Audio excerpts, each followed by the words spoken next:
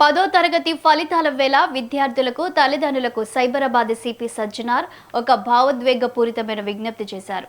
ఫలితం ఏదైనా మీ బిడ్డలను ప్రేమతో హత్తుకోండి అంటూ ఆయన పిలుపునిచ్చారు. 10వ తరగతి ఫలితాలు మీ జీవిత దిశను నిర్దేశించలేవు. ఇది మీ సుదీర్ఘ ప్రయాణంలో ఒక చిన్న మలుపు మాత్రమేనని గుర్తుంచుకోవాలని ఆయన కోరారు. ఇటీవల ఇంటర్ ఫలితాల తర్వాత కొందరు విద్యార్థులు ప్రాణాలు కోల్పోవడం తనను తీవ్రంగా కలిచివేసిందని సజ్జనార్ ఆవేదన వ్యక్తం చేశారు. మార్కులు తక్కువ వచ్చాయని లేదా ఫెయిల్ అయ్యామని తనువు చాలించడం సమస్యకు పరిష్కారం కాదు. అది మీ కుటుంబాలకు తీరని శోకాన్ని మిగులుస్తుందని ఆయన హెచ్చరించారు. ముఖ్యంగా తల్లిదండ్రులకు ఆయన ఒక ప్రత్యేక విన్నపం చేశారు. మీ ఆశలను అంచనాలను బిడ్డలపై రుద్ది వారిని ఒత్తిడికి గురి చేయకండి. ఫలితం ఏదైనా సరే మీ బిడ్డలను దగ్గరకు తీసుకోండి. వారికి ఆత్మవిశ్వాసాన్ని నూరిపోయండి. మార్కుల కంటే మీ పిల్లల ప్రాణాలు, వారి చిరునవ్వులే మీకు ముఖ్యమని అన్నారు. ఫలితాల తర్వాత పిల్లల ప్రవర్తనను గమనించండి. వారు ఒంటరిగా ఉన్నా, మౌనంగా ఉన్నా వారికి వెన్నంటే ఉండి ధైర్యం చెప్పండి హితవు పలికారు.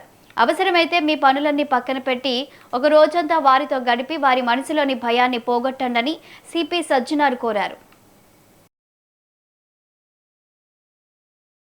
10వ తరగతి రిజల్ట్స్ రాబోతున్నాం. దాని గురించి కొన్ని విషయాలు మాట్లాడడానికి ముందు రావడం జరిగింది. అందరు కూడా తెలుసు, ఇటీవల ఇంటర్మీడియట్ ఎగ్జామ్ రిజల్ట్ రావడం జరిగింది. కొంతమంది ఆత్మహత్యలు చేసుకోవడము చాలా బాధ అనిపించింది. వాళ్ళు తల్లిదండ్రులు కూడా చాలా బాధలు, చాలా విషయాలు కూడా బయట రావడం జరిగింది. మన ఉమెన్ సేఫ్టీ వింగ్ ఆఫీసర్స్ ఇటీవల ఆత్మహత్య చేసుకున్న పిల్లల తల్లిదండ్రుల దగ్గర వెళ్ళి అక్కడ జరిగిన కొన్ని విషయాల పైన మాట్లాడడం జరిగింది. ఎగ్జామ్స్ రిజల్ట్స్ అది మన ఒక కెరియర్ భాగం. 10th ఎగ్జామ్ అంటే ఒక కెరియర్ లో ఒక చిన్న స్టెప్. ఈ రిజల్ట్స్ వచ్చే ముందు గానీ రిజల్ట్స్ తర్వాత టీచర్స్ పైన, పేరెంట్స్ పైన జవాబుదారీ ఉంది. ఇటీవల చూసింది ఏమంటే పేరెంట్స్ వాళ్ళ ఆశల్ని వాళ్ళు పిల్లల పైన రుద్దడానికి ప్రయత్నం చేస్తారు. పిల్లల ద్వారా సాధించాలని చెప్పి వాళ్ళు చూస్తుంటారు. అది మంచిది కాదు. పిల్లలకి అట్లా వచ్చింది, మా పిల్లలకి ఇట్లా వచ్చిందని చెప్పి వాళ్ళు మాట్లాడడం కూడా మంచిది కాదు. చాలా మంది వాళ్ళు పిల్లలు కూడా వాళ్ళు ఏమనుకుంటారంటే మనం ఫెయిల్ అయితే సమాజం మన గురించి ఏం ఆలోచిస్తుందని చెప్పి బాధపడుతుంటారు. సో ముఖ్యంగా ఎగ్జామ్స్ వచ్చిన తర్వాత పేరెంట్స్ అందరికీ, ముఖ్యంగా టీచర్స్ అందరూ కూడా ఎవరెవరు ఇలాంటి తక్కువ మార్క్స్ వచ్చిన పిల్లలతో